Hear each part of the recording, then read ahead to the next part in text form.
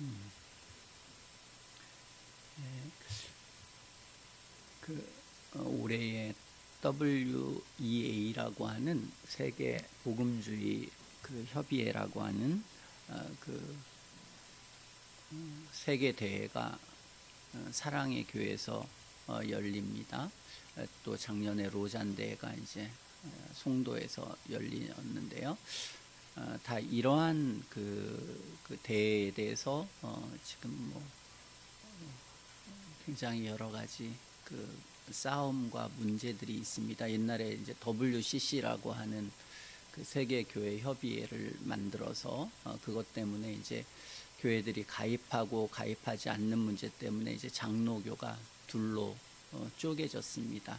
마찬가지로 지금 이 WEA도 찬성과 반대가 찬성이 조금 더 많은 한 60대 40으로 총회에서 큰 논란 가운데 있습니다. 그 문제는 우리가 하나님의 말씀을 따라서 이렇게 그 교회가 세워지고 성도가 걸어가는 일들에 있어서 그렇게 이제 성경을 왜곡하는 많은 형식적인 그리스도인이나 또 많은 잘못된 사람들이 이제 교회 안에서 교회를 떠나지 않고 교회 안에서 이제 교회의 이 진리들을 왜곡시키는 이제 그런 일들이 이제 많아지게 되고 이제 그러한 일들이 큰 교회에 어려움을 주는 것이 이제 교회의 역사라고 할 수 있겠습니다. 그만큼 우리가 하나님의 진리의 말씀을 바로 아는 것 자체도 굉장히 어렵다라고 하는 것을 생각하게 됩니다. 신앙이 없으면 그냥 교회를 떠나버리면 좋은데 그냥 교회 안에 머물면서 교회의 이제 진리를 왜곡시켜 버리는 것. 그래서 이제 교회가 오히려 교회 안에 있는 사람들 때문에 더 큰 어려움을 받게 되는 것. 이게 뭐 중세 시대에 보여진 일이고 또 우리가 갖는 어려움이라고 할 수 있겠습니다. 그만큼 우리는 하나님의 진리를 따라서 그 진리를 올바로 이해하는 게 좀 어렵다는, 우리는 이게 뭐 수학을 푸는 거나 세상의 어떤 과학을 푸는 문제라고 한다면 그것은 이제 모두가 다 틀리고 옳고가 이렇게 금방 정해질 수 있는데, 이것은 그게 아니라 복음은 우리의 삶의 변화를 요구하기 때문에 그 삶에 변화되지 않은 사람들이 이 진리를 이제 어쩔 수 없이 왜곡할 수밖에 없는 그런 현상이 교회 안에 이제 드러나게 됩니다. 그럼 우리는 이제 그 변화가 있을 때까지 끝까지 이제 계속해서 고민하고 생각하고 그리고 그때까지 나아가는 어떤 그러한 그 노력을 하지 않고 그것은 좀 어려웠기 때문에 빨리 그것을 거부하고 이제 쉬운 길로 가게 되는 이제 그런 현상 때문에 오늘날 이 어려움이 오게 됩니다. 그만큼 우리는 주님이 가르쳐 주신 대로 생명의 길로 걸어가는 것 자체가 쉬운 일이 아니라고 하는 것을 우리는 역사를 통해 또 오늘날의 교회들을 통해서 교훈받게 되어지고, 신앙이라고 하는 것은 하나님의 말씀을 우리가 잘 이해하고 알아가는 것. 그래서 시간이 오래 지나서 신앙생활 한다는 것은 결론적으로는 성경의 말씀에 대한 이해가 깊어지고, 그리고 성경의 말씀에 대한 사랑이 깊어지고, 또 성경의 말씀에 대한 삶의 변화가 있게 되는, 요게 이제 우리는 신앙생활이라고 그렇게 할 수 있겠습니다. 그러나 이제 많은 사람들이 성경에 대해서 이렇게 무관심한 것, 이게 이제 우리의 문제입니다. 그러므로 이제 많은 사람들이 성경을 설교하는 목회자와 성도들이 서로가 문제가 되니까 너무 많은 사람들이 성경에 무관심한 상태로 교회에 오고 성경에 대해서 알려고 하지 않기 때문에 목사는 할 수 없이 오늘날에 있는 여러 이슈라든지 어떤 여러 가지 문제들, 사람들이 좀 흥미있을 것이 무엇인가를 자꾸 찾게 되는 것, 그래서 그런 것들로 이제 설교의 주제와 내용을 삼게 되는 이런 것들이 이제 이 교회의 문제가 되었습니다. 그래서 이제 뭐 미국의 큰 교회들은 아차례 이제 그런 성경을 연구하기보다는 그런 시사적인 문제나 사람들이 요즘 관심 있는 문제들, 이런 문제들을 다 연구하고 생각해서 이제 음악서부터 이제 설교서부터 모든 부분을 거기에 이제 집중하고 맞추게 되므로 이제 서로가 이제 타락하고 부패하는 그런 길로 가게 되는 것입니다. 여러분들도 우리가 이제 우리의 설교의 핵심, 제가 뭐 지금까지 몇십 년을 설교하면서 설교의 일관성이 있습니다. 똑같습니다. 제 관심은 그냥 성경을 어떻게 있는 그대로 우리가 이해할 수 있는가에 대한 설교는 그 내용입니다. 그래서 설교의 내용이 별것 없습니다. 굉장히 단순하고, 왜냐하면 우리가 성경을 읽으려고 하는 것. 그래서 오늘 로마서도 굉장히 오랫동안 설교를 했고, 오늘도 6장을 또 설교를 하지만 어떤 다른 얘기를 하는 게 아니라 우리가 6장이라고 하는 로마서 1장부터 8장까지의 내용을 우리가 이제 이해하자는 것입니다. 이걸 이해하지 못하면 아무리 많은 감화를 받고 감동을 받고 아무리 많은 우리가 일들이 있었어도 그것은 아무런 의미가 없는 것입니다. 결국은 하나님께서 주신 우리의 은혜의 수단은 하나님의 말씀이기 때문에 말씀에 대한 이해를 우리가 이제 갖도록 하는 것, 이게 중요한 것입니다. 로마서 6장, 왜 이 성경 전체에서 다 중요한 성경입니다. 그러나 이제 우리를 점검하게 되는, 어떻게 보면 성경에서 굉장히 중요한 구원과 구원의 확신이라고 하는 문제에 대해서 가장 선명하고 분명하게 이것을 말하고 있는 장이 로마서이기 때문에 어떤 다른 것보다도 이 로마서의 내용을 좀 잘 이해하게 된다면, 그러면 여러 이단들에서 우리를 보호하는 굉장히 중요한 진리가 되어지고, 그리고 구원이라고 하는 것은 오늘 로마서에 있는 로마서 1장까지 8장의 내용을 우리의 마음속에 이해하고 확신하게 되는 그 과정이 구원의 과정이고, 그것이 이제 회심이라고 할 수 있겠습니다. 우리는 로마서 1장부터 4장까지의 내용을 마음으로 믿는 것을 회심이라고 했고, 그 다음에 우리의 마음에 확신이 가게 되는 과정이 로마서 5장서부터 8장까지의 내용입니다. 그래서 로마서 5장까지와 8장은 이제 확신에 대한 장이라고 그렇게 말씀드릴 수가 있겠습니다. 그래서 우리가 구원을 확신하는데 지난 시간에 살펴본 것처럼 우리가 그리스도를 믿게 되어질 때에 그 믿음이라고 하는 믿는 것을 통해서 우리가 어떤 위치에 처해져 있는가를 배우는 것, 그것이 로마서 5장의 궁극적인 내용이었습니다.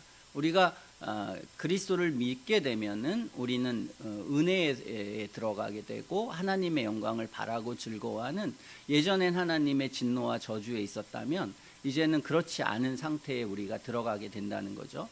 자, 우리가 예수님을 믿어도 죄가 있기 때문에, 예수님을 믿어도 계속 죄를 짓기 때문에 모든 회심한 사람들은 이것에 대해서 매우 근심을 많이 했습니다.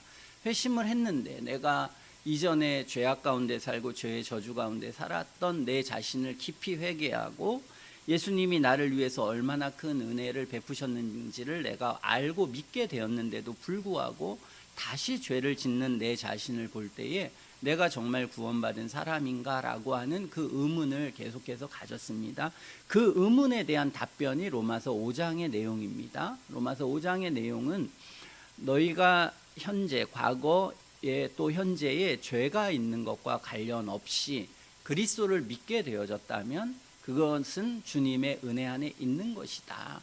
그리고 주님의 구원의 은총 안에 거하는 것이다. 그것을 그 스스로가 확신하도록 해라. 이게 로마서 5장의 근본적인 내용입니다. 그러면서 로마서 5장은 그런 은혜의 안에 믿음으로 우리는 구원받아서 의롭게 된 상태에 처해져 있고, 그리고 그런 상태에서 어떤 사람이 다시 구원받지 못한 상태로 갈 수 있느냐, 그것이 불가능하다는 것을 가르쳐 주고 있는 것입니다. 한번 어떤 사람이 구원을 받게 되면 그 사람은 그 구원에서 결코 떨어질 수 없다. 그걸 뭐로 확증합니까? 하나님의 사랑으로. 그래서 하나님의 사랑이라고 하는 것은 내가 예수 그리스도를 믿지 않을 때에, 악할 때에, 불경건할 때, 죄인 될 때 주님이 나를 사랑하셨다면 내가 그리스도를 믿고 나서 다시 죄악 가운데 간다고 주님이 나를 버리실 수 있는가? 그것은 말이 되지 않는다는 것입니다. 그러므로 우리의 구원은 하나님의 사랑에서 비롯되는데, 그 하나님의 사랑이라고 하는 것은 우리가 죄인 되었을 때, 또 우리가 불경건할 때, 악할 때 어떤 사람이 구원받게 됐다는 것입니다. 그러므로 그 구원받게 된 하나님의 사랑은 그가 그 이후에 어떤 죄를 짓고 어떤 악한 행동을 하더라도 그것을 버리게 된다면 그건 하나님이 사랑하지 않거나 무능력하시기 때문에 그런 것입니다.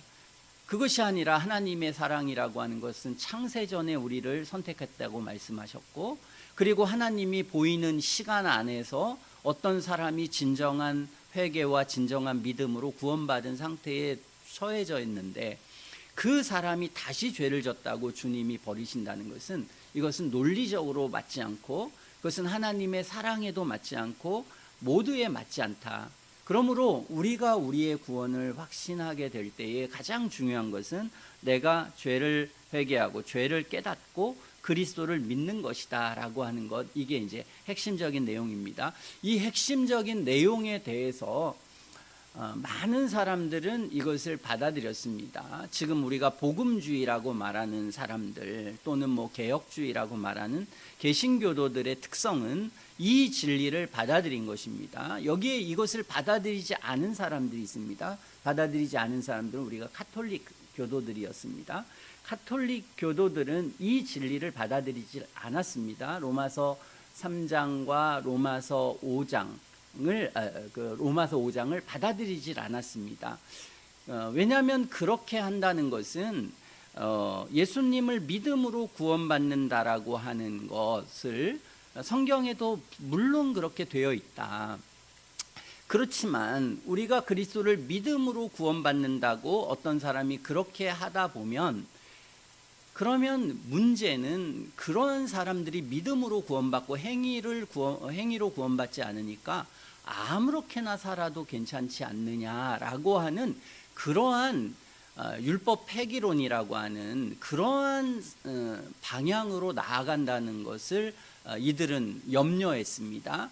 그래서 로마 카톨릭은 성경의 많은 구절들을 오해하게 됐는데, 성경에 보면 이런 일을 행하는 자는 하나님의 나라에 들어갈 수 없다, 이런 많은 구절들이 있습니다. 그래서 로마 카톨릭들은 이 생각을 하면서, 봐라, 이런 일을 행하지 않으면 구원 못 받는다고 했잖아. 그러니까 구원이라고 하는 것은, 우리가 구원받는다는 것은 우리가 그리스도를 믿는 것도 구원이지만 그 믿는 것뿐만 아니라 우리가 어떠한 거룩한 행실, 성경이 말하는 성령의 열매라는 그런 행실을 해야만 구원받아라고 하는 그런 입장을 취했습니다. 자, 그런 입장을 취하게 된다면, 그게 이제 로마 카톨릭의 입장인데요.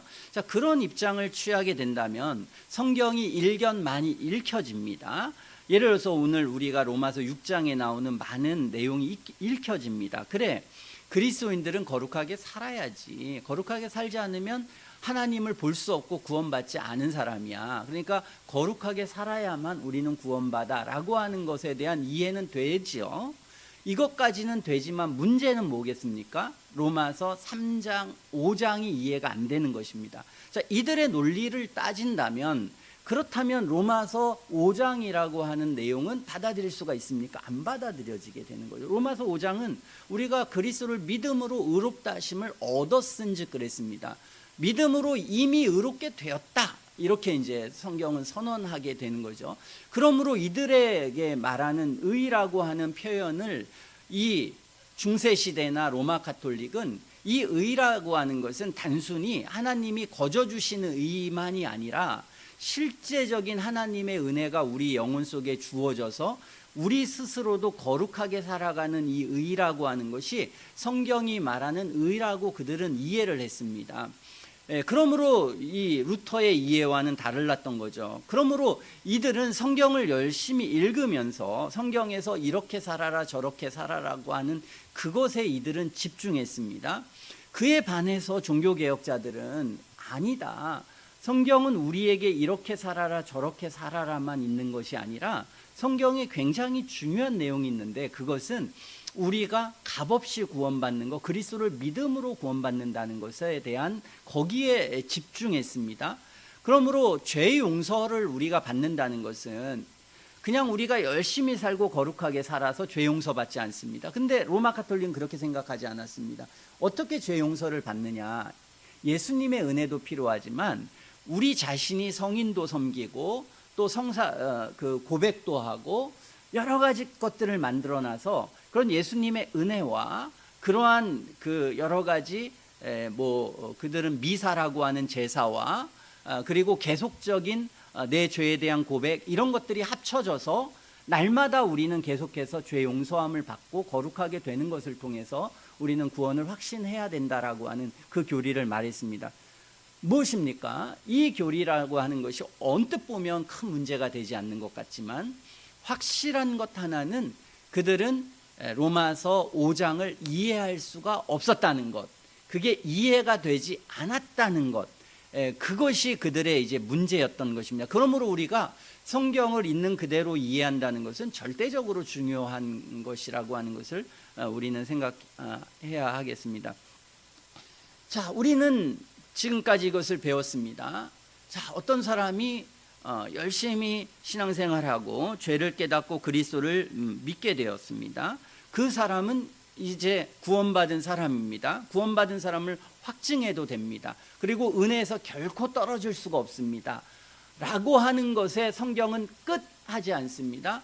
성경은 말하기를 그런데 로마 카톨릭처럼 믿는 사람도 있지만 여러 가지 잘못된 믿음, 거짓된 믿음을 가진 사람이 있어. 어떤 사람은 죄를 깨닫지 못한 상태로 그리스도를 믿는데 진실한 성경이 말하고 있는 그런 로마서 1장 18절부터 3장 27절까지의 내용에 대한 진실한 이해와 진실한 마음으로 믿는 것이 없이 그리스도를 믿는 사람들이 있어 라고 하는 것을 성경은 끊임없이 말하게 됩니다. 그래서 성경은 우리가 믿음으로 의롭게 되는 확신을 갖는 것은 맞는 얘기고 그것은 분명한데, 그런데 그 안에는 가라지도들도 있고 수많은 거짓된 것들이 포함되어 있다는 것입니다. 자, 그랬을 때에 내가 진실한 그리스도인이 되었는데, 내가 진실한 그리스도인들로 여기에 같은 신앙생활을 하고 있는데 성경이 여기 가라지도 있고 거짓된 사람도 있고 다 섞여 있다는 것을 성경이 우리에게 말하고 있습니다. 그러면 구원에 관심 있는 모든 사람은 여기에 질문을 하게 돼 있지 않겠습니까? 그럼 나는 가라지인가 참된 하나님의 사람인가 질문을 하는 게 당연한 것입니다. 그러므로 그 질문에 대해 성경은 당연한 답변을 다 주고 있습니다. 그러나 오늘 많은 율법 폐기주의자들이나 잘못된 사람들은 왜 그런 점검을 해? 예수 믿으면 끝인 거지. 그래서 그런 CCC나 수많은 선교단체나 미국의 이 복음주의 단체들은 너무 복잡하게 하지 마라. 우리가 예수 그리스도를 믿음으로 구원받는다고 성경이 얼마나 많은 구절들을 말해. 그러니까 성경의 60구절들 이런 거 암송하고, 그리고 여러 가지 성경이 영접한다고 하는데 영접한다는 거 복잡한 게 아니야. 그냥 예수님이 하는 역사적 사실 몇 개를 그냥 고백하기만 하면 돼. 왜 신앙을 자꾸 어렵게 해? 라고 해서 이들은 신앙을 축소했습니다.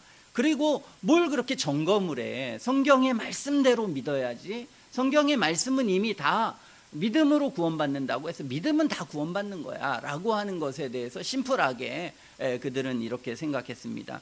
그러나 진실하게 여러분들이 성경을 정말 이해하고 구원에 관심이 있는 사람이라고 한다면은 어떻게 하겠습니까? 성경이 가라지와 알곡이 있다고 하면 내가 알곡인가 가라지인가를 점검하겠죠. 당연히 자신을 돌아보게 되는 것입니다. 그러므로 성경은 우리가 참되게 믿음으로 의롭게 된 사람은 그 결과로서 어떠한 분명한 그 신앙 고백의 결과라는 것이 맺어진다. 지난 시간엔 그걸 세 가지 우리가 로마서 3장 27절까지 22절부터 그 내용을 우리가 살펴보았습니다. 그뿐만 아니라 성경은 우리가 이제 예수 그리스도를 믿음으로 구원받은 사람들이라고 하는 것이 어떤 상태에 처해졌냐면 지난 시간에 살펴본 것처럼 우리가 그리스도 안에 처해져 있는 것이다. 옛날에는 우리가 아담의 원죄 안에 처해져 있다.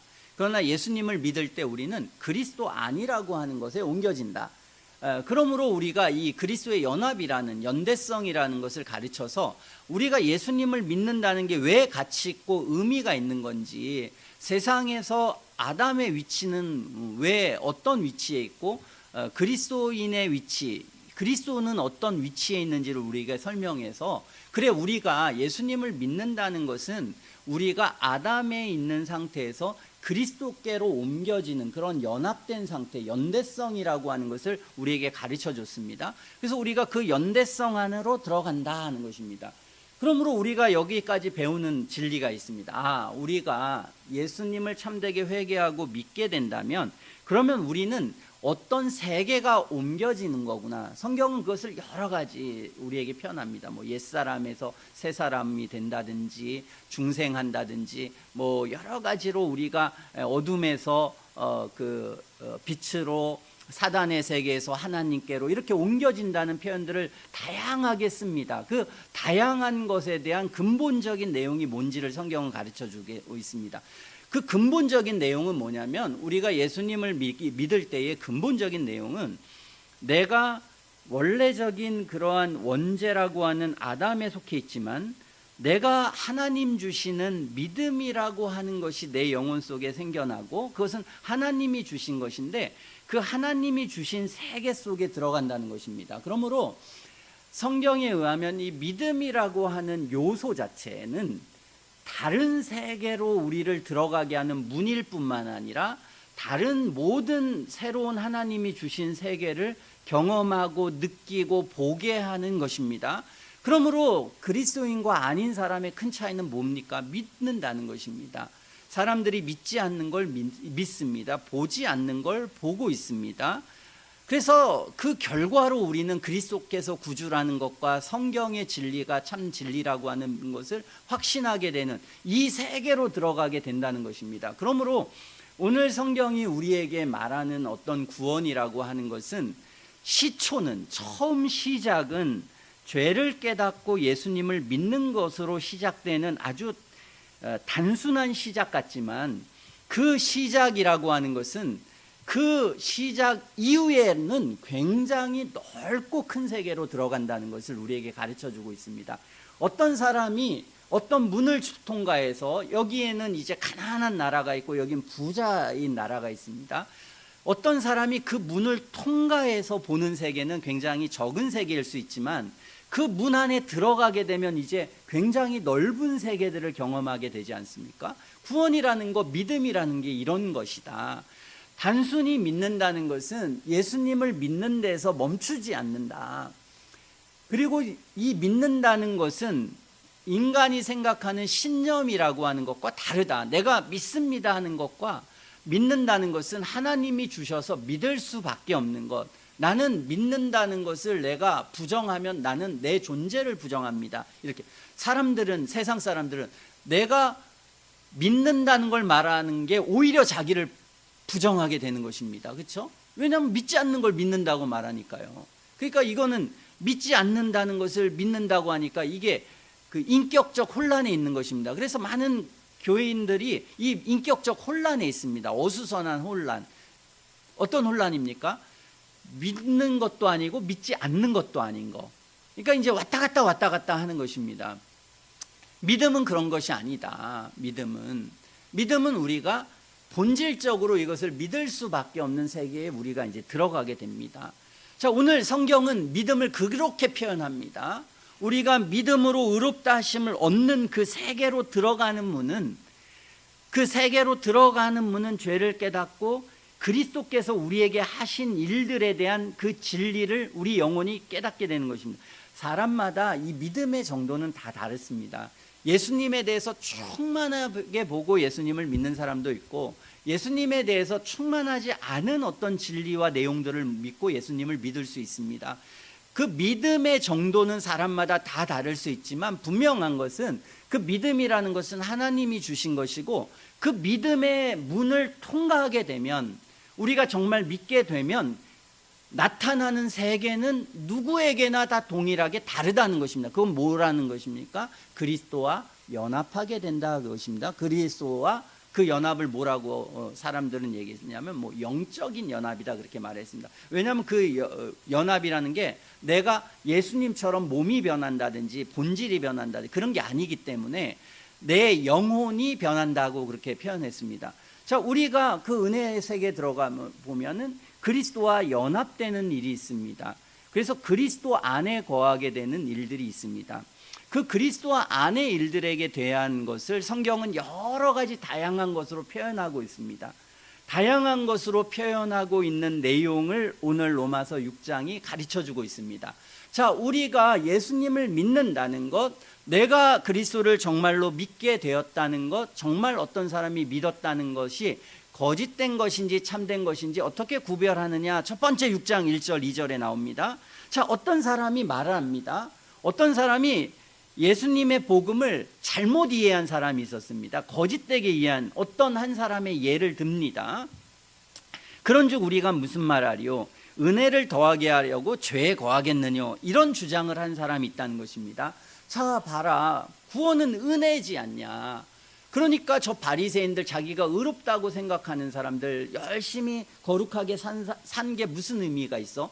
그러면 자꾸 이 사람이 예수님을 믿지 않게만 돼. 자기를 의존하게 돼. 그러니까 오히려 창녀가 되든지 거짓말을 많이 하든지 죄가 내 속에 많으면 오히려 예수님의 은혜 가운데로 갈 가능성이 높아. 오히려 그 사람은 은혜의 충만함에 대해서 더 알게 돼. 죄가 더한 곳에 은혜가 더하는 것이지, 이렇게 이제 말했습니다. 20절에 보면 율법이 가입한 것은 범죄를 더하게 하려 함이라, 이렇게. 그래서 죄가 더한 곳에 은혜가 넘쳤나니, 이렇게 얘기합니다.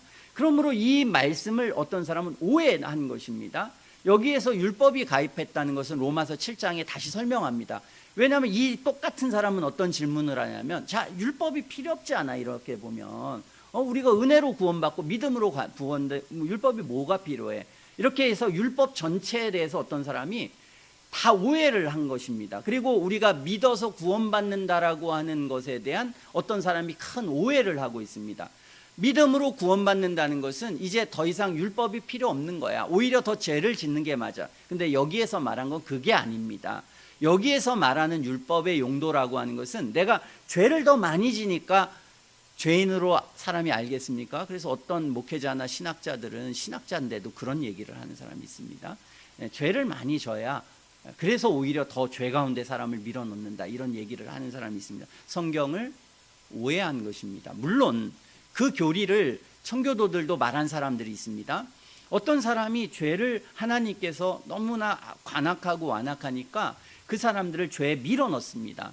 그래서 자신이 어떤 큰 범한 죄를 한번 지게 되면 죄책감이 생기게 되고 그게 원인이 되어서 다른 죄까지도 생각하게 만든다라고 하는 그런 교리를 말했습니다. 자, 그 내용은 그가 죄를 짓는다는 데 방점이 있는 게 아닙니다. 중요한 것은 그가 죄를 인식한다는 데 방점이 있습니다. 결국은 죄를 많이 졌다고 사람이 죄를 많이 인식 절대 안 합니다. 죄를 많이 해서 어떤 사람이 잘못을 많이 한 사람들에게 그 사람들이 죄책감이 더 많습니까? 아닙니다.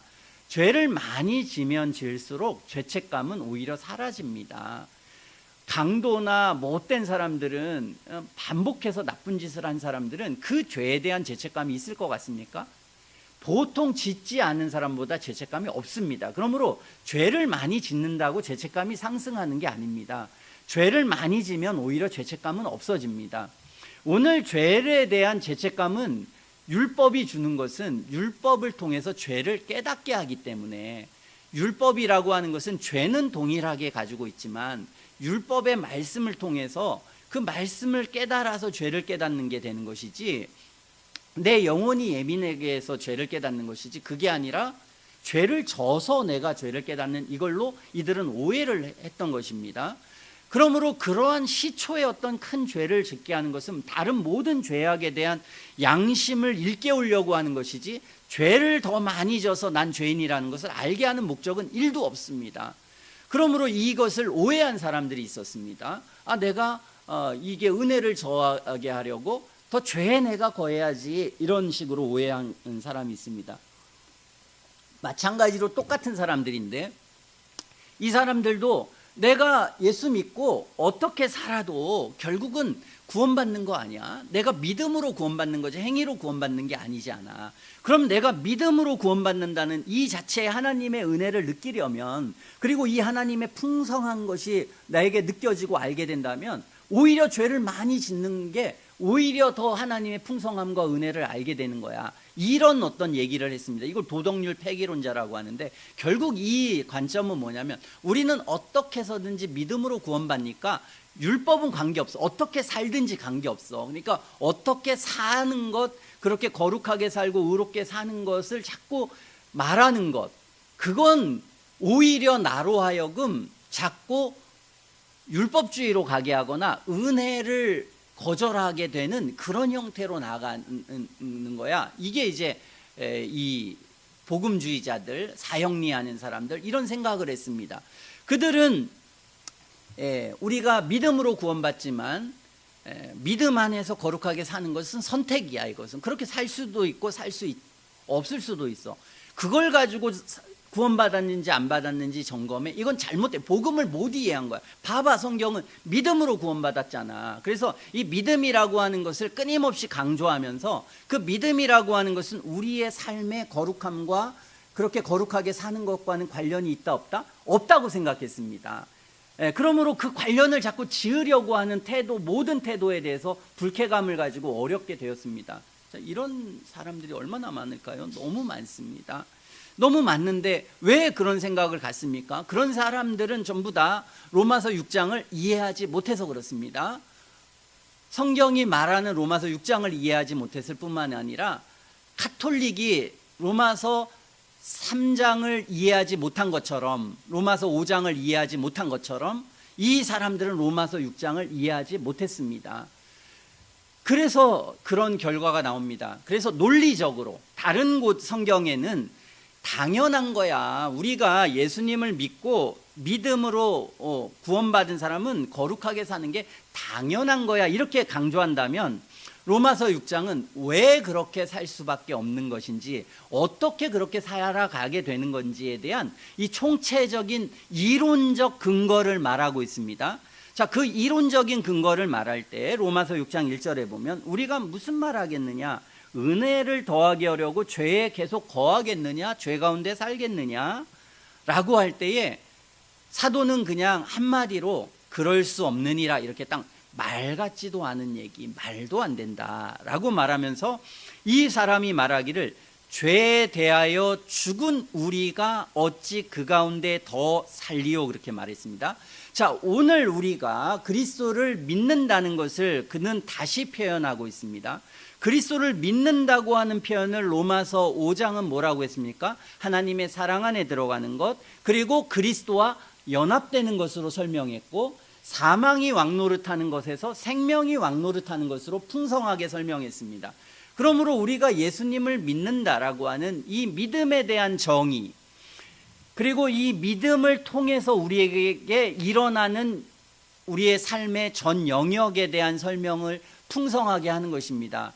그러므로 우리가 그리스도인이 된다라고 하는 것에 대해서 많은 사람들은 이 믿음이라고 하는 것이 그리스도를 믿는 그 통로만 되고, 나머지들은 전부 다 어떻게 보면 인간의 의지로 걸어가는 것처럼, 그래서 인간의 의지로 성화도 하고 뭐 하는 것처럼 말로는, 아니면은 그냥 하나님의 영이 그냥 할 거야, 내용은 하나도 없지만, 그런 이제 애매한 입장을 취할 수밖에 없습니다. 그러나 오늘 성경은 말하기를 이 믿음이라고 하는 것 자체는 단순한 게 아니라 특별한 것이고, 그것은 어떤 세계로 들어가는 문이고, 그 세계로 들어가게 되면은 그 세계로 들어가는 게 그리스도와 한 몸이 되는 거야. 그렇게 표현했어요. 영적인 한 몸이지만 한 몸이 되는 겁니다. 자, 한 몸이 되면 어떤 상태에 일어나느냐, 오늘 성경은 죄에 대하여 죽었다, 이렇게 표현합니다.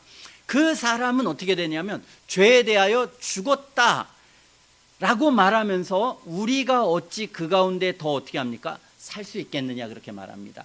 이 말을 통해서 강조하고 싶은, 사도 바울이 말하고 싶은 바가 뭐겠습니까? 한마디로 딱 얘기했지만, 내가 그리스도를 믿는다는 것은 죄에 대하여 죽는 거라고 하는 것을 여기에서 선언하는 것입니다. 자, 내가 그리스도에서 죽는다, 그러면 우리가 이것을 설명할 때에 이 율법 폐기주의자들은 이렇게 설명할 수 있습니다.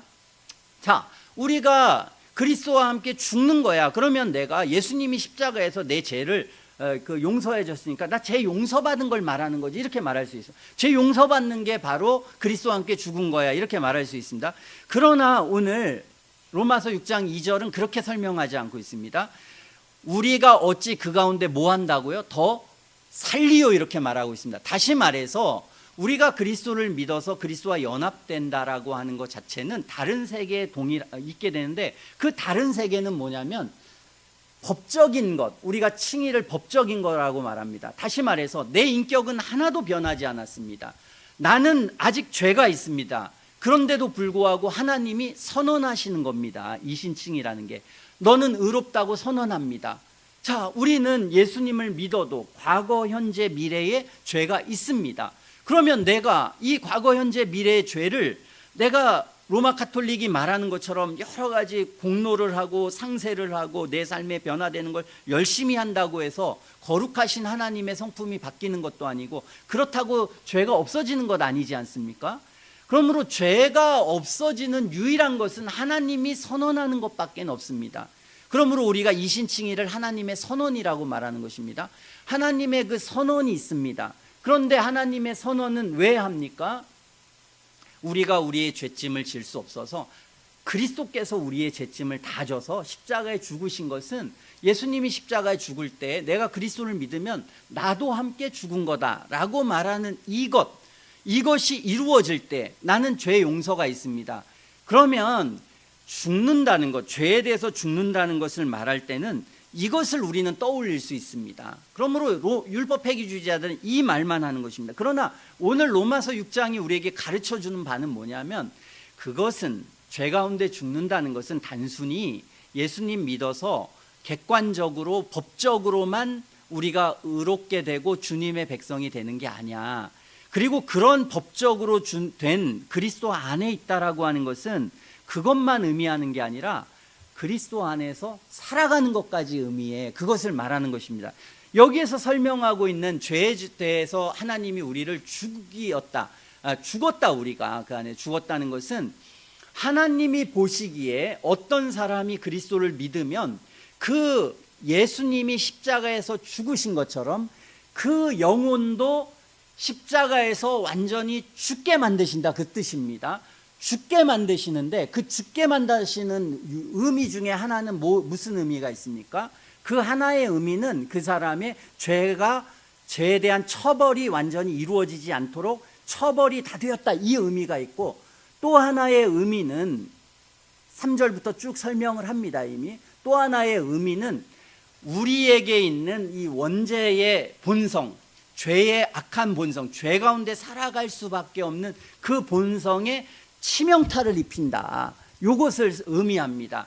그래서 우리 속에 있는 원죄에 있는 그런 어떤 강력한, 아무리 하나님의 율법을 듣고 아무리 그렇게 한다고 해도 우리 스스로가 죄의 종노릇하고 죄 가운데 살 수밖에 없는 그런 상황에 머물 수밖에 없는 게 우리가 이전의 상태라고 하면, 예수님을 믿을 때, 그리고 우리가 예수님을 참되게 믿으면 그리스도의 죽음이 우리에게 이루어지는데, 그리스도의 죽음이 우리에게 이루어질 때 하나님은 큰 우리 속에 있는 원죄에 큰 치명타를 입힌다, 이것을 말합니다. 그래서 그것을 죄에 대하여 죽은이라고 하는 표현 안에는 이 두 가지가 함께 포함되어 있습니다. 하나는 죄가 용서받는다는 것과 우리 안에 있는 이 원죄에 큰 치명타를 입힌다, 그것을 우리에게 이제 가르쳐 주고 있습니다. 그것이 이제 말이 안 된다. 왜? 은혜가 더하게 하려고 죄에 거할 수 없는 이유는, 우리가 은혜를 받게 된다면 그 사람은 당연히 죄 가운데 살지 않고 은혜 가운데서 살아갈 수 있는 힘이 영혼 안에 주어졌기 때문에, 그 치명타를 입혔기 때문에 우리가 은혜 더하려고 죄에 거한다라고 하는 그런 것은 불가능한 일이다. 그러면서 그 표현을 하는 것입니다. 죄에 대하여 죽은 우리가 어떻게 그 가운데 더 살 수 있겠느냐, 치명타를 입혔는데, 이게 이제 우리가 그리스도의 연합의 교리를 설명합니다. 지금 이 치명타를 입혔다는 것을 이제 3절부터 23절까지 쭉 설명을 하는 것입니다. 이제는 설명을 하면서 3절에, 자, 우리가 그리스도와 연합됐다고 말했지 예전에 예수님 믿으면. 그럼 연합됐다는 걸 어떻게 설명할 수 있냐면 3절에 그리스도와 예수와 합하여 세례를 받았다 이렇게 표현합니다. 세례를 받을 때 우리는 이제 물 세례를 주지만 원래 세례는 그냥 물에 푹 잠겼다가 나오게 됩니다.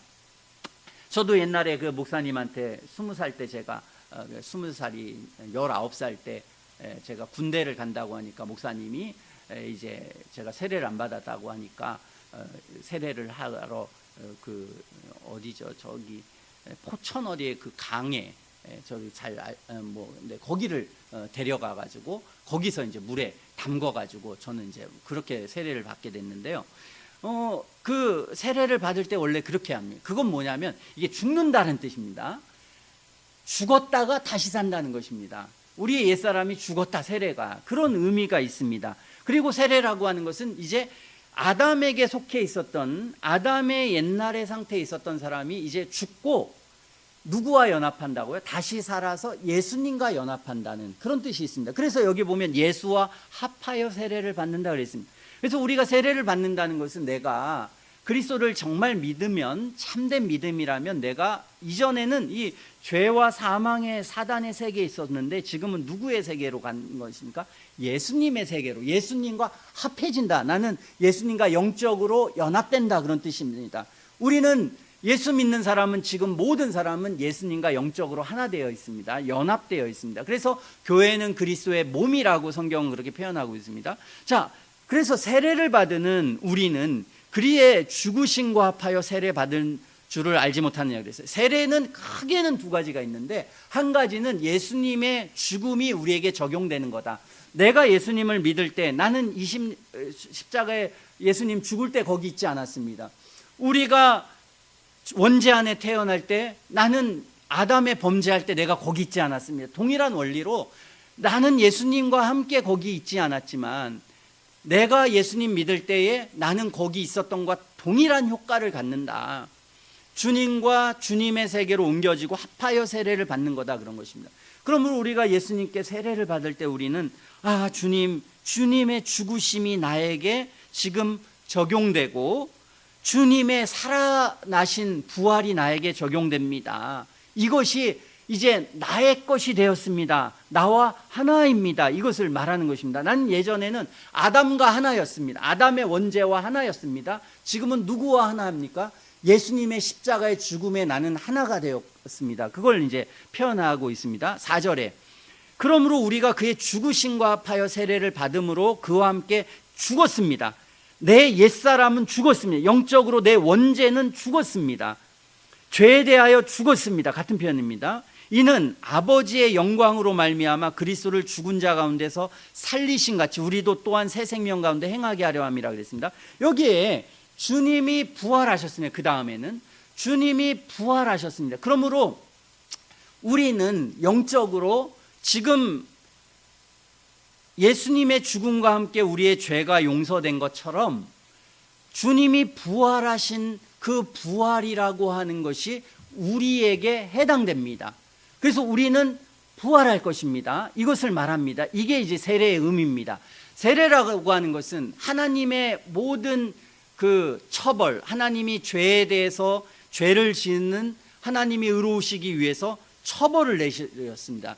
그래서 예수님이 십자가에서 하나님의 저주를 받아 처벌받으셨습니다. 그러니까 나를 어찌하여 버리시나이까 이렇게 주님이 말하시지 않았습니까? 그러니까 주님이 죽으셨으면 완전히 그건 뭡니까? 처벌받은 것입니다. 그런데 처벌받을 때 누구의 처벌을 받은 것입니까? 모든 인류의 믿는 자들을 위해서, 선택받은 자들을 위해서 처벌받으신 것입니다. 선택받은 자들이 예수님을 믿을 때에 우리는 이 그리스도와 연합이 됩니다. 그래서 예수님의 처벌의 처벌이 우리의 처벌로 여겨지게 됩니다.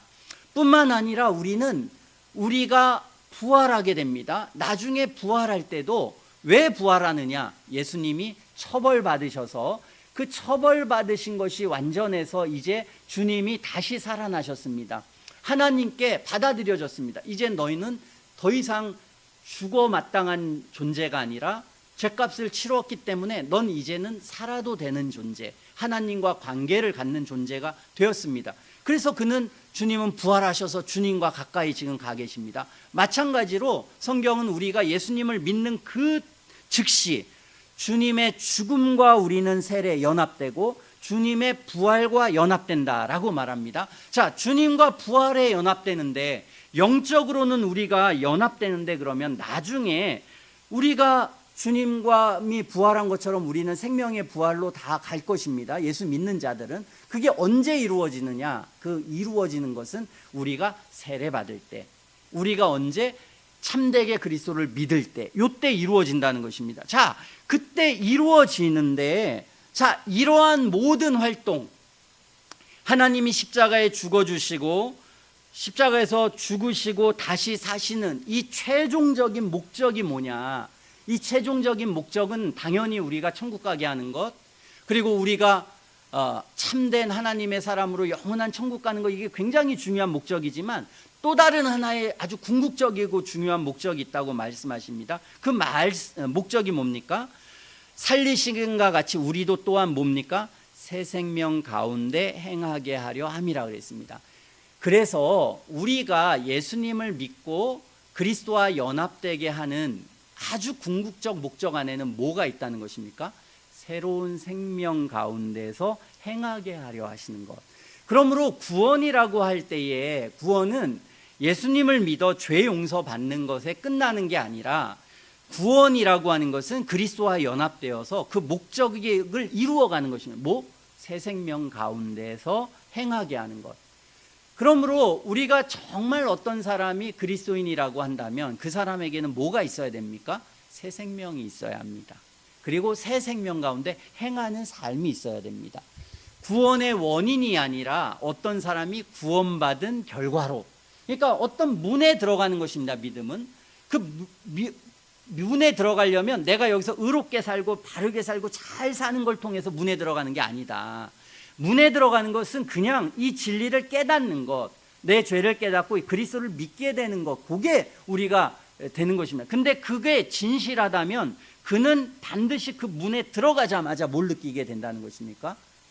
주님의 새 생명을 느끼게 된다는 것입니다. 그래서 새 생명 안에서 행하도록 그렇게 만드신다는 것입니다. 이게 이제 우리에게 가르쳐주는 바인 것입니다. 그러면서 이제 그 죽음의 의미를 다시 설명합니다. 5절에 그의 죽으심을 본받아 우리가 연합한 자가 되었다면 또한 그의 부활을 본받아 우리 연합한 자가 되리라, 이렇게 말합니다.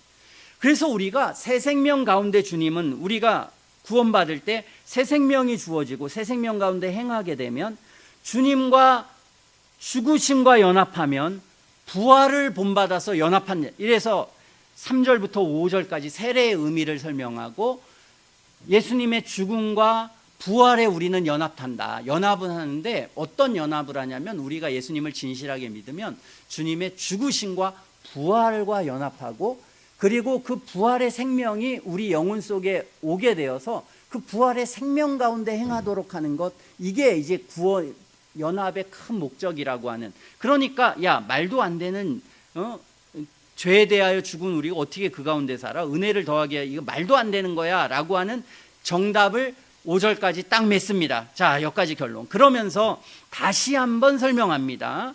6절 7절은 죽음의 의미, 8, 9절은 이제 부활의 의미, 이걸 다시 설명합니다. 자, 6절에 보면 우리가 알거니 우리 옛사람이 하면서 옛사람을 말합니다. 그래서 옛사람이 있고 새 사람이 있다. 예수님과 함께 십자가에 못 박혔다, 이렇게 표현한다. 이때 못 박힌 거는 우리의 옛사람이야. 그리고 이 목적은 뭐냐면 죄의 몸이 멸하여서 다시는 우리에게 죄에게 종노릇하지 아니하려 함이니 그랬습니다. 이 주님의 십자가에 못 박힌 것은 죄에 대한 처벌과 용서도 있지만 여기에서 주님께서 죄에 대해서 치명타를 매겨서 죄의 몸을 멸하고 죄에게 종노릇하지 않도록, 결국은 죄의 몸이 멸하는 것 언제입니까? 우리가 완전한 부활에 이를 때 죄의 몸이 멸하게 됩니다. 그런데 죄에 종노릇하지 않는 것은 오늘 새 생명 가운데 하나님의 새 생명이 우리에게 부어져서 죄에 종노릇하지 않게 된다, 그렇게 말하고 있습니다. 이는 죽은 자가 죄에서 벗어나 의롭다 하심을 얻었음이라 그랬습니다. 그래서 죽은 자가 죄에서 벗어나서 이제 의롭다 하심을 얻었기 때문이다 그랬습니다. 그래서 학자들은 7절에 이 7절을 많은 개혁신학자들은 고민을 했습니다. 이 고민을 한다는 것은 성경이 뭘 말하는지 아는 것입니다. 근데 율법 폐기주의자는 고민할 필요도 없습니다. 왜? 야, 이거는 의롭다심 받지, 이거는 그냥 칭의 말하는 거야, 칭의. 그런데 갑자기 칭의를 말하는 게 어색하기 때문에 수많은 그 경건한 그 개혁주의자는 그게 아니라 이것은 실제적인 거룩하게 되는 것, 이렇게 이제 해석을 했습니다. 어쨌든 두 가지 해석을 다 남겨두었지만 어쨌든 내용의 전체적 핵심은 그것입니다. 꼭 그걸 그렇게 해석하지 않더라도 6절에 이미 죄의 종로를 타지 않도록 하는 것, 우리가 그리스도를 믿게 되어서 왜 주님은 우리에게 믿음을 주시고 그리스도와 연합시키시는 근본 목적은 뭐냐? 우리가 죄에게 종노릇하지 않게 만드시는 것이 구원의 굉장한 궁극적 목적이고, 그렇게 되지 않는다. 우리가 예수님을 정말 믿으면 그렇게, 여러분들에게 선택하라고 여기에 누가가 얘기합니다. 여러분이 어떠한 여기에 금이 있습니다. 근데 금이 있는데 알고 보니까 가짜 금이고 여기는 진짜 금이 있습니다. 진짜 금은 지금 여기 팔 수 있습니다. 그리고 이 금이라고 보여지는 것은 내가 이제 죽을 때에는 이거 나한테 받게 된다. 죽을 때에는 이거 전부 다 금으로 쳐줄게. 여러분 어떤 걸 선택하겠습니까? 당연히 이 금이라는, 내가 죽을 때도 같이 있지만 내가 살아있을 때도 같이 있는 것을 선택할 것입니다. 그러므로 구원을 우리는 선택할 때에, 구원이라고 하는 것은 내가 천국 가는 것만이 아니라 오늘 이 땅에서 하나님의 은혜로 살아가는 것에 대한 것을 힘을 주시거나 그렇게 하시는 이 은혜를 선택하지 않겠습니까? 그런데 율법 폐기주의자들은 이걸 선택하지 않습니다. 그것을 선택하기보다는 내가 천국 가는 건 선택하지만 이 땅에서는 좀 내 맘대로 살게 좀 해줘. 응? 무슨 구원의 은혜가 그렇게까지 뭐 강력할 필요는 없어. 이제 이 주장이 너무 마음속에 강한 것입니다. 너무 강하다 보니까 성경이 이렇게 말해도 이것을 받아들이기가 싫은 겁니다. 이 사람들은. 야, 이거 다 칭의를 말하는 거야, 로마. 그래서 제가 예전에 우리 교회에 이제 온 나이 드신 분이 있습니다. 개혁주의 교회를 여러저러 돌아다녔는데 저희 교회 왔습니다. 근데 이제 어쨌든 좀 인격적인 좀 문제가 좀 있었습니다. 그러니까 이제 자꾸 이제 우리 모임동에서 막 가르치려고 하고 막, 그러니까 이제 힘들어지는 거죠. 이 사람들이 다 힘들어지는 겁니다. 이제 다 알고 있는 내용이고 저나 여러분들도 다 우리가 이 진리를 몰라서의 문제가 아니지 않습니까? 그렇게 살아가지 못하니까 말을 못하게 되는 겁니다. 그게 이제 우리가, 그게 중요한 거지. 진리를 많이 아는 것, 그래서 떠들어대는 게 뭐 그렇게 중요하겠습니까? 우리가 그렇게 살아가지 못한다면 그것 때문에 전부 다 더 위선자를 만들게 되니까 이제 말 조심하게 되는 겁니다. 근데 이분은 이제 자꾸 너무 이제 가르치려고 이렇게 해서 이제, 그래서 할 수 없이 제가 개인적으로 성경 공부를 이렇게 좀 했습니다. 근데 이분이 성경책을 줄을 다 했는데 로마서 6장을 제가 설명하는데 이걸 전부 다 칭의로 해석을 합니다. 그래서 우리가 구원받아서 열매가 있다라고 하는 이 자체를 점검하는 것 자체를 자꾸 부정하게 되고 그것에 되게 거부를 하게 되고 자기는 로마서 3장의 은혜를 받았다. 로이드 존스의 이 책을 읽으면서 자기는 정말 개혁주의가 뭔지 알았고 막 여기에 감동받았다. 이런 사람이 의외로 많습니다. 위험하다고 생각합니다. 저는 그런, 루터는 칭의에 대한 발견이 종교 개혁을 일으켰지만 그것은 수많은 율법주의자들 가운데 있었고 죄에 대한 깊은 인식 가운데 그걸 발견한 것입니다. 그냥 율법 폐기주의자들이 말했던 그냥 그 값싸고 반쪽짜리 복음을 보고 수많은 죄 가운데 엉망으로 살다가 확신이 없는 상태에서 야, 그래, 내가 너무 불확실한데 칭의의 교리 하나 붙들고 신앙생활하는 그런 사람들은 상당히 있습니다. 생각보다는. 왜냐하면 제가 뭐 목회하면서 너무 많이 그런 사람들을 만났기 때문에 뭐 참 어렵습니다. 참 어쨌든 성경은 우리에게 죄의 종노릇 하지 않도록 하는 게 목적이다. 주님의 죽음의 목적 안에는 어떤 목적이 있냐면 우리의 죄 용서하는 죄책을 없애는 목적만이 아니라 이 죄라고 하는 것에 치명타를 매기는 거. 그래서 이 사람이 원죄라고 하는 죄의 종로를 타는 곳에서 벗어나도록 하는 것, 의에게 종이 되게 되는 그러한 목적이 또 하나 있다는 것입니다. 이것을 성경이 우리에게 말하고 있습니다.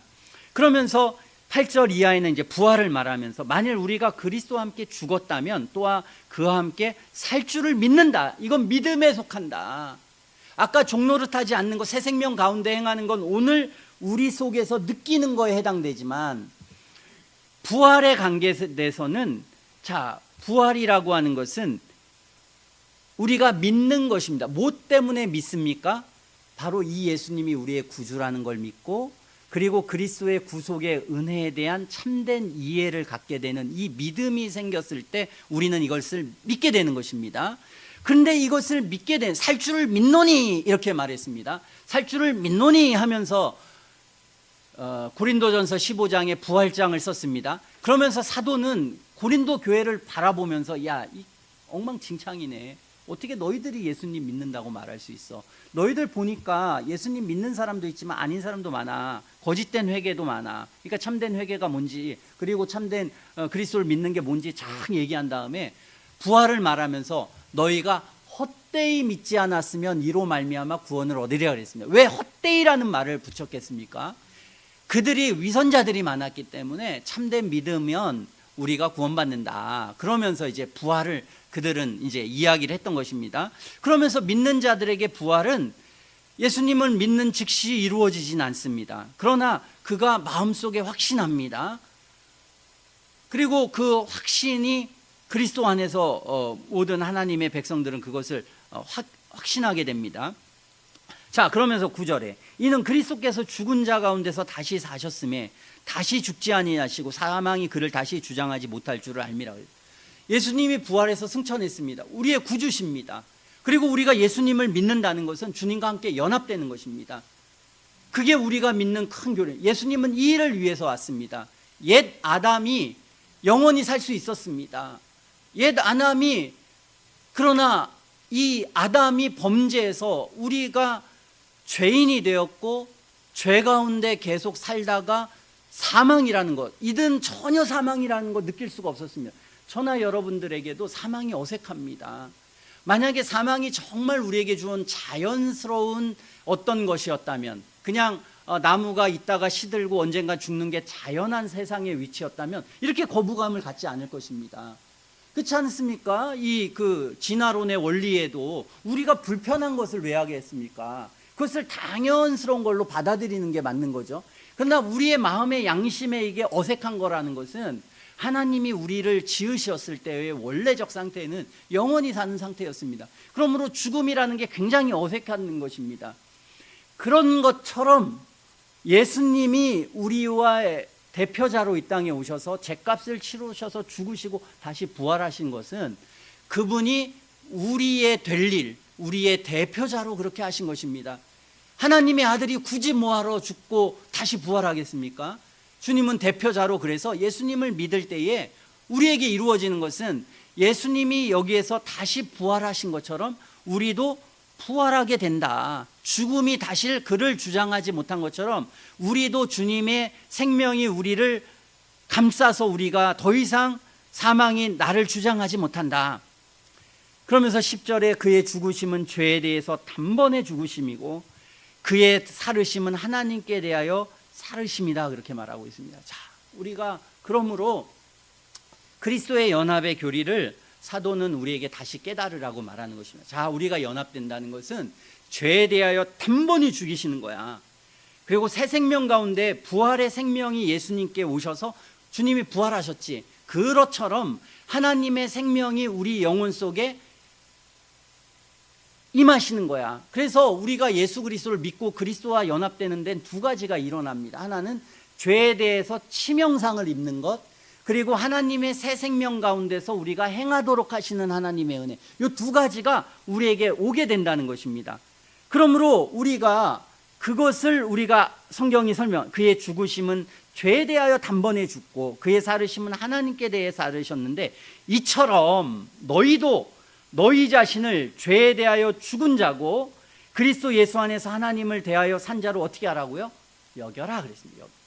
자, 우리가 죄 가운데 아직 살아갑니다. 그리스도 전에도 죄가 있었고 현재도 죄 가운데 살아갑니다. 그래도 어떻게 하라고요? 11절에 야, 주님이 죽으셨을 때 죄에 대하여 단번에 우리도 죽었어. 그의 살으시 그리스도의 안에서 하나님을 대하여 살았어. 우리는 부활할 자야. 하나님이 우리를 살은 사람으로 여기고 생명 있는 사람으로 하나님의 영광을 바라고 그런 사람으로 어떻게 해라? 여겨라는 것입니다. 여겨라. 그렇게 여겨라. 어떠면? 그러니까 여긴 정상적 신앙생활 한 사람을 말하는 1절 2절에 이 사람이 아니라 예수님을 정말 믿고 죄를 회개하고 그리스도를 정말 믿은 참된 믿음을 가지고 있는 그 사람은 어떻게 여겨야 된다고요? 죄에 대하여 우리는 그리스도와 함께 죽었고 그리스도의 부활과 함께 우리는 다시 산 자로 우리는 그렇게 자기 자신을 여겨. 이게 뭡니까? 확신의 관계에 대해서 더 얘기하는 거예요. 확신을 가져라. 우리가 그리스도 안에서 확신을 가져. 우리가 주님 죽으셨어. 죄에 대해서 치명상을 입혔어. 그런데도 우리는 죄가 있어. 그래도 죽은 거야. 주님과 함께. 그리고 우리가 주님이 부활하시지만 지금 부활하지 않았어. 그래도 너는 하나님께 대해서 산 자로 그렇게 여겨. 그게 믿는 자에게 해당되는 거야. 이렇게 우리에게 설명하고 있습니다. 그러면서 이제 12절부터 교훈을 말합니다.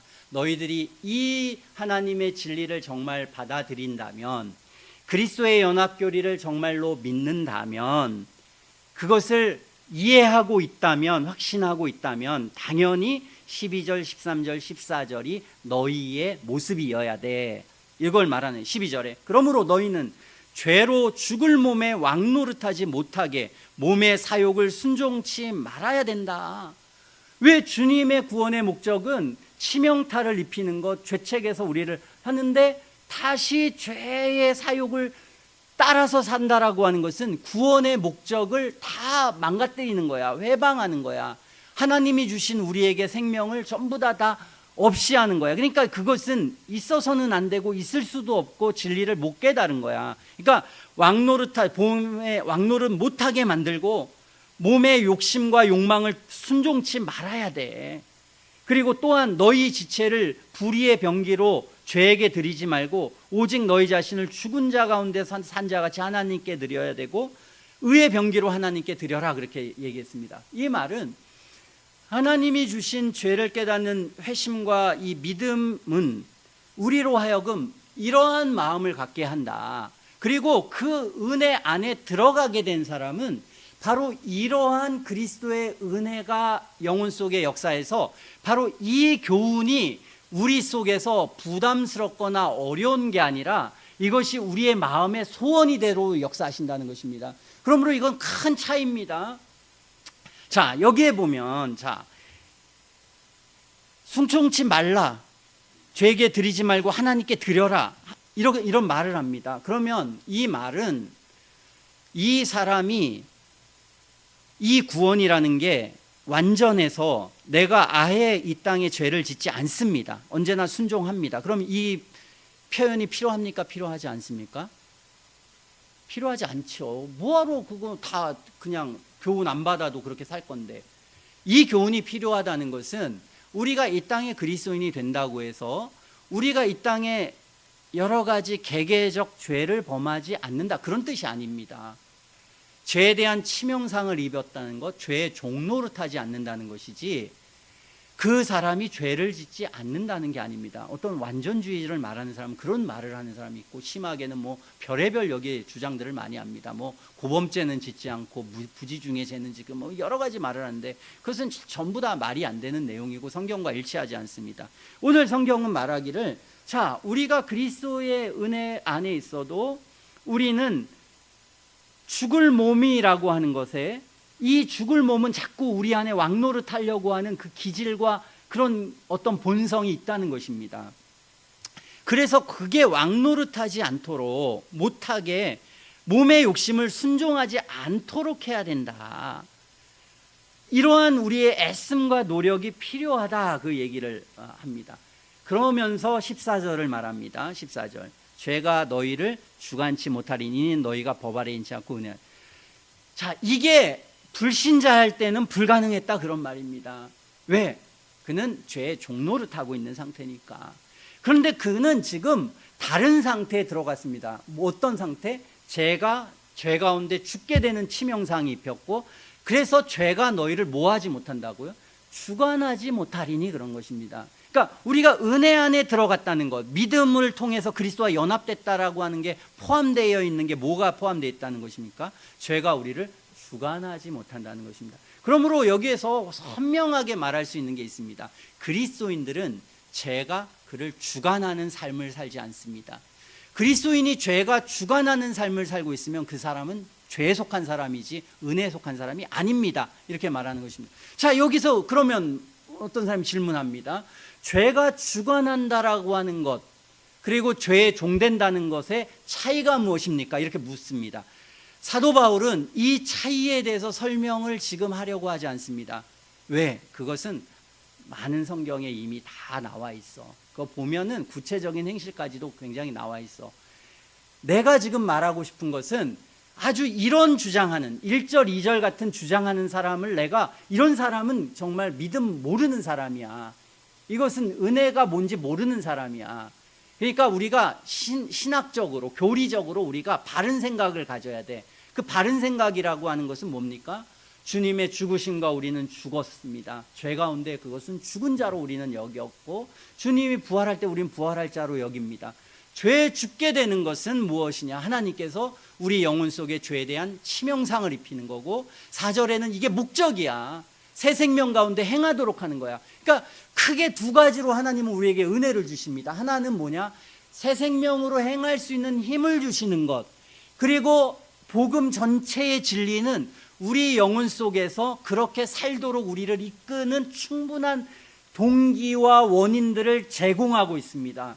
그러므로 두 가지가 충만하게 우리에게 주어집니다. 성경을 읽으면서 어떤 사람이 예수 믿어도 아무렇게나 살아야 돼, 이 생각할 수 있는 사람은 진짜 구원받지 못한 사람입니다. 구원받은 사람은 창세기부터 계시록까지 절대 그런 생각할 수가 없습니다. 가톨릭에 대한 염려 때문에 그런다고요? 에이, 복음을 모르니까 그런 것입니다. 자, 어쨌든 그런 상태 우리가 주어지게 된다는 것입니다. 자, 그러면서 이제 이 지금 교리적인 내용을 좀 더 이제 실제적으로 설명합니다. 이제 실제적으로 15절에 야, 어찌하리요? 우리가 법 아래 있다. 법 아래 있다는 건 뭡니까? 하나님이 주시는 이 법이 있습니다. 옛날엔 이 법은 두 가지 역할을 합니다. 하나는 이건 정죄하게 됩니다. 우리를 이렇게 살라고 말하는데 살지 못하니까 우리를 정죄합니다. 그러니까 우리가 법 아래 있는 것은 우리가 예수 믿지 않을 때 모든 사람의 상태입니다. 다 법 아래 있습니다. 내가 예수님 열심히 하고 바르게 살아야지. 근데 살 힘이 없습니다. 난 자꾸 죄를 봅니다. 죄의 종로를 타는 이 상태에 있습니다. 그러니까 이걸 법 아래 있는 것입니다. 은혜 아래 있는 건 뭡니까? 내가 믿어서 예수님의 죄 용서를 받았습니다. 이걸 하나 의미하고, 은혜라고 하는 것도 새 생명 가운데 행하도록 주시는 하나님의 성령의 은혜가 내 안에 있는 것, 이 두 가지가 은혜입니다.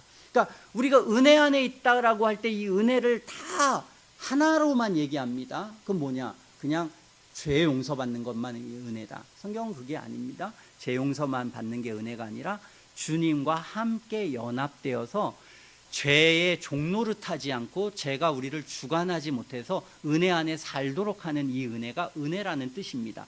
그러므로 우리가 이젠 법이라고 하는 것에 있지 않다. 법에 있는 사람들은 언제나 뭐냐면 내가 이거 안 하면 지옥 갈까 봐, 내가 이렇게 하면 하나님 나 진노하시겠다, 이러한 두려움 가운데서 신앙생활을 하고, 또 실제적으로는 그렇게 사는데 이 수도원들 보니까 어떤 육신적인 그런 건 하는데 명예욕이 너무 많고 실상 죄가 나중에 더 많았습니다.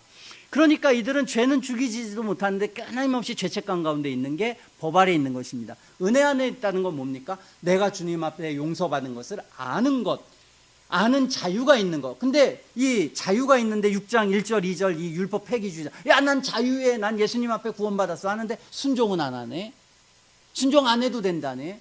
이 사람들은 뭡니까? 은혜를 오해하고 있고 은혜가 없는데 은혜를 말하는 것입니다. 오늘 그게 은혜가 아니다. 우리가 이제 법 아래 있지 않고 10절에 은혜 아래 있으니 죄를 지으리오 뭐라고 했습니까? 그럴 수 없느니라 그랬습니다.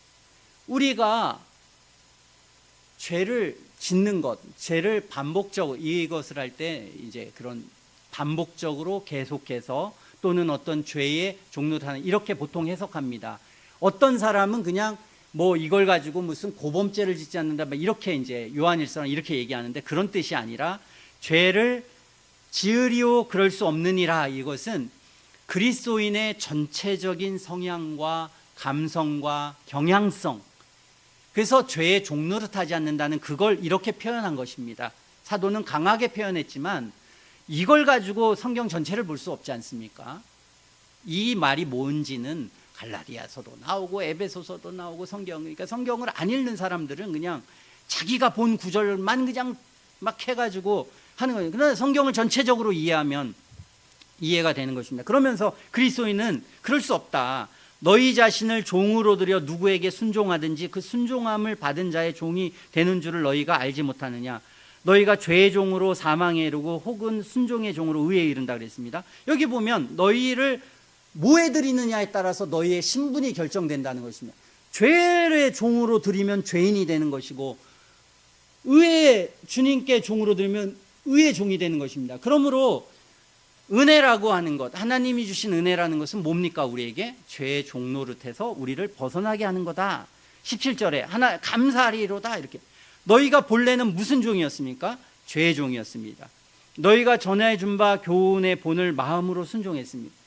예수님의 교훈, 진리의 교훈을 마음으로 순종했습니다. 그래서 어떻게 됐습니까? 죄에게서 해방돼서 의에게 종이 되었다. 이게 그리스도인의 상태다. 우리가 그리스도와 연합한 사람의 상태다. 그리고 이게 우리가 기대할 것이다. 모든 그리스도인들이 소망하고 기대할 것은 뭐냐?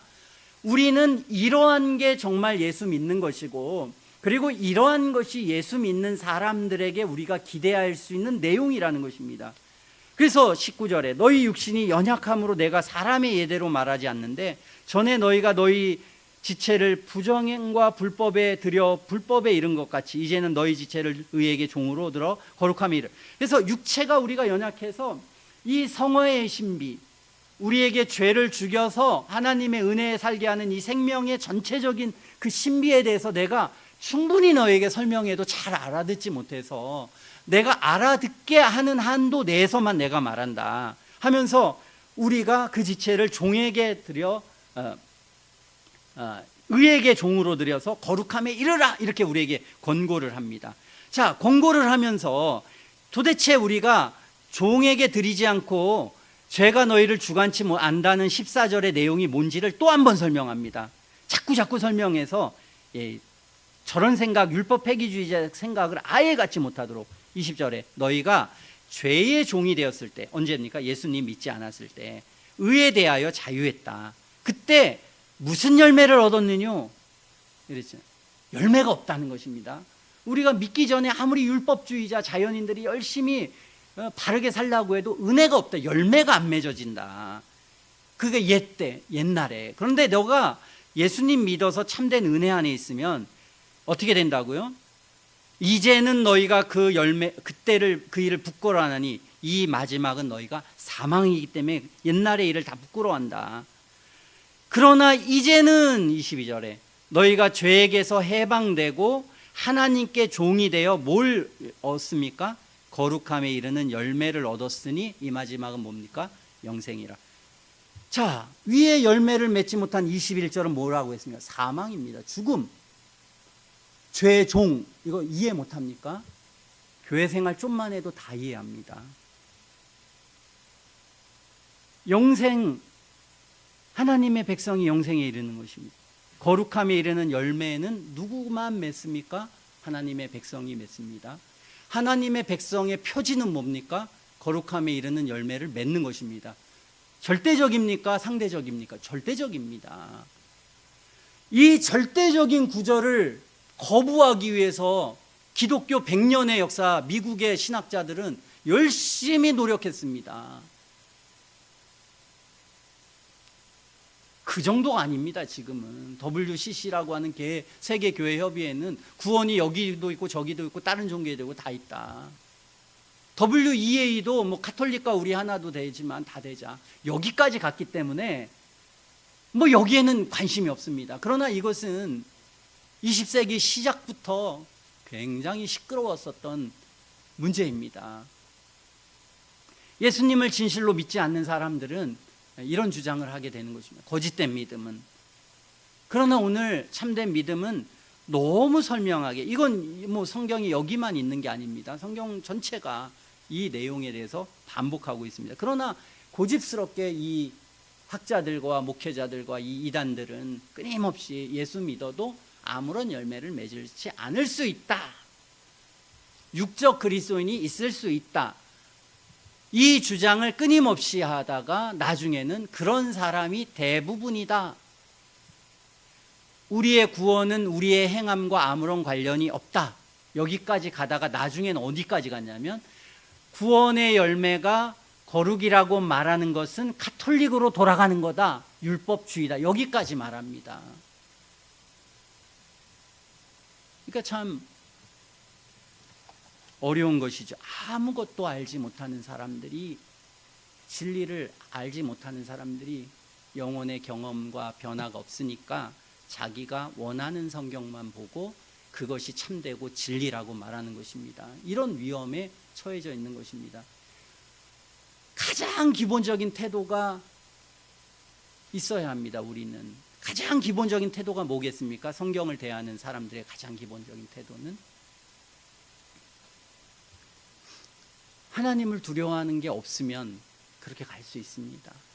하나님이 두렵고 천국과 지옥을 정말 믿는다면 우리는 하나님의 말씀에 대해서 진지하게 반응하고 거기에 가게 됩니다. 그래서 하나님의 말씀에 부딪히는 것에 대해서 해결하기 위해서, 저도 20살 때부터 그렇게, 뭐 저도 성경을 알겠습니까? 20살, 19살 때 성경을 여러 번 읽었습니다. 여러 번 계속 읽으면서 성경이 너무나 이해가 안 됐습니다. 그리고 성경에 줄을 칠 때마다 마음에 불편한 것만 쳤습니다. 해결하려고 해도 해결이 안 됩니다.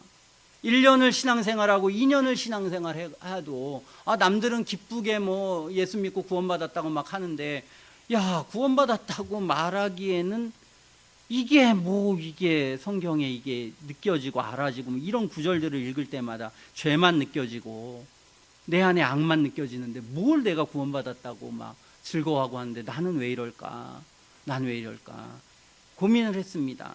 오랜 동안 고민을 하고, 그리고 뭐 별의별 경험도 많이, 막 기도를 막 무릎이 막 너무 아파서 막 일어나지 못할 정도, 그러면 구원받는다고 생각했습니다. 막 사람들 저렇게 하니까 막 방언 랄랄라 하고 막 하니까 저도 막 방언도 하고 막 무릎이 막 깨질 때까지 막 그냥 열심히 고행하고 막 그러면은 막 응답국을 가서 기도하면 될 줄 알았습니다. 그런데도 막 성경을 읽을 때마다 확신이 안 생겼습니다. 그렇게 큰 은혜를 받고 이제 칭의의 교리도 깨닫고 그리스도를 믿음으로 구원받고, 구원받은 사람은 이런 열매를 맺는다라고 하는 것을 안 그때서부터도 계속해서 고민했습니다. 오랜 동안 고민했습니다. 오랜 동안 고민하는 가운데서 이제 구원이 뭐고 확신이 뭐고 성경이 뭔지 깨달아졌습니다. 이해가 되고 성경이 눈에 보이고 성경이 알아가는데 단순한 일이 아닙니다. 많은 과정과 내용이 필요합니다. 자, 이런 과정과 내용을 전부 다 생략해버린 것, 그게 이제 이런 사람, 왜 생략해버렸을까요? 은혜의 경험이 없었기 때문에, 성경을 진실하게 믿지 않기 때문에 생략해버립니다. 그러니까 가톨릭으로 가거나 또는 율법 폐기주의로 가는 것입니다. 오늘 로마서 6장만 알면 그렇게 가지 않습니다. 어떤 사람이 율법과 행위가 합쳐져야 구원받는다, 그렇게 로마서가 말하지 않고 있지 않습니까? 전혀 다릅니다. 어떤 사람이 그렇게 생각하면 이 사람은 뭘 부정하는 것입니까? 로마서 3장 9절에서 나오는 의인은 없나니 하나도 없고, 그리고 우리가 생각해야 될 것은 뭡니까? 내가 완전히 죄인이고 나는 하나님의 은혜가 아니면 완전히 그 저주받아 마땅한 그런 죄인이라는 것을 깨달아야 될 사람이, 지금 그런 사람이 내가 의롭게 살아서 내가 구원받는다라고 하는 것과 난 완전히 죄인이, 이게 인격이 어떻게 되겠습니까? 미쳐버리는 거죠. 될 수가 없습니다, 이거는. 그러니까 이미 가톨릭의 체계라고 하는 것은 종교개혁자들이 바리새인의 체계다, 이 상태는 칭의 교리를 믿을 수가 없다, 이런 생각을 가지면 내가 죄인이라는 것과 하나님의 의롭게 살아서 구원받는다는 걸 어떻게 같이 연결해서 갈 수 있습니까? 내가 당연히 의롭게 살아가면 죄책감이 없어지는 거죠, 당연히. 그러니까 내가 죄책감을 없애는 방법을 끊임없이 행위를 하면서, 그러면서 이 복음을 믿을래니 복음이 안 믿어지는 겁니다, 그 체계 안에서. 그러니까 가톨릭은 그런 위험이 있다. 율법 폐기주의자들은 사실은 죄가 뭔지 모른다. 그냥 예수님을 믿는 것만. 그러다 보니까 아무런 삶의 열매가 맺어지질 않습니다. 그러니까 이 열매를 거부하게 되는 거예요. 로마서 6장은 이 두 가지를 다 방어하고 있습니다. 다 방어해서 뭐라고요? 예수님을 믿으면 그리스도와 연합되고 연합한 후에 열매가 맺어지는 거야. 구원받는 건 오로지 믿음으로 받아. 그러니까 믿음이 생기려면 어떻게 해야 돼? 내가 죄인이라는 걸 철저히 인식하고 깨닫는 거야. 율법은 죄를 깨닫게 하기 위해서 주어지고, 그 죄를 깨닫게 하려고 하는 궁극적 목적은 뭐야? 진실한 영혼이 예수님을 빛이요 진리요 생명으로 인식하고 믿는 거야. 이게 내 마음속에 생겨나야 돼. 마음으로 믿는 거, 마음으로 순종하는 게 영혼 안에 생겨나야 돼. 이게 쉽지 않습니다. 그러니까 이걸 다 거부하고 뭐 그런 게 어딨어, 그냥 몇 가지 그냥 이렇게 예수 믿어 안 믿어.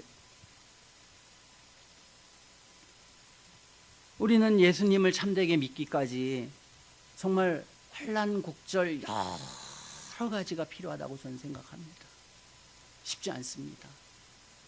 제가 예수님을 믿을 때도 그랬는데 사역을 해보니까 더 그걸 느끼겠습니다. 사역을 해보니까 저는 처음 전도사 시절 할 때 설교를 잘 준비하고, 야, 뭐 교회 다녀보니까 이 성경은 설교 안 하고 맨날 복 받으라고 딴 얘기나 하고, 야, 이런 데서 진짜 하면서 설교를 하면 정말 역사가 일어나고 사람들이 회개하고 그럴 줄 알았습니다.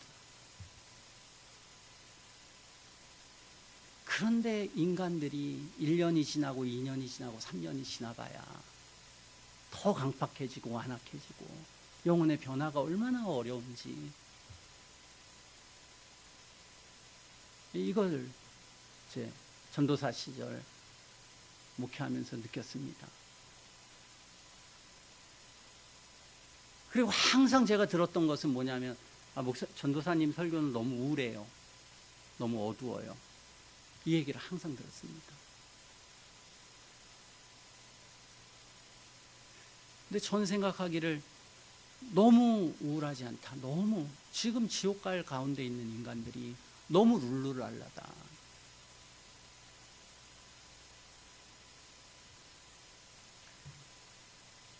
진지함과 영혼 진리에 대한 대함과 이런 것은 칼빈이나 뭐 이런 설교집을 저는 뭐 많이니까 이런 사람들의 설교집을 읽으면 비교도 안 됩니다. 이 사람들의 하나님에 대한 어떤 열망과 열정, 하나님을 사랑하는 것과 영혼에 대한 좀 안타까움과 이런 것들은 뭐 훨씬 더 진지하고 강력하고 두렵고 무섭고 우리가 그런 걸 대하게 됩니다.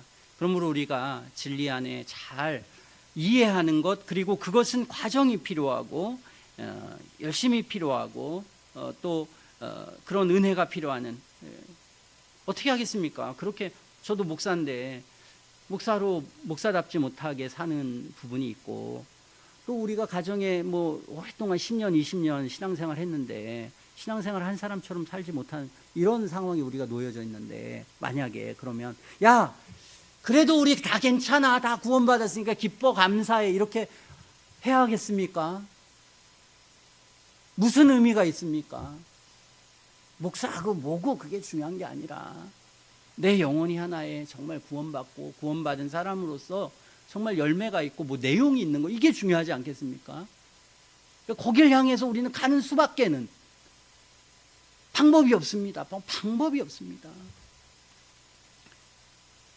그리고 우리가 그걸 발견해야 복음의 능력을 우리가 확신하는 것이죠. 로마서 6장을 어떤 영혼이 지금은 모르지만 예수 믿게 될 때 그런 은혜의 세계가 있다, 그런 뜻입니다.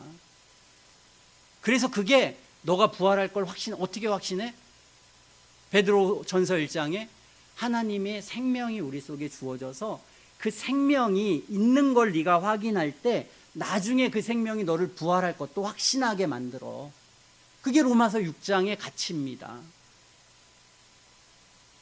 그게 더 우리의 구원의 확신을, 그래서 정말 구원받은 사람은 확신이 강해지는 거고, 구원이 없는 사람은 점점 확신이 떨어지는 겁니다. 그리고 그것은 그냥 잘못된 것에 의존할 수밖에 없는, 이것을 잘 알고 이 로마서 6장을 마음으로 영혼으로 우리가 다 확신하는 그런 저나 여러분이 되었으면 좋겠습니다. 기도하겠습니다.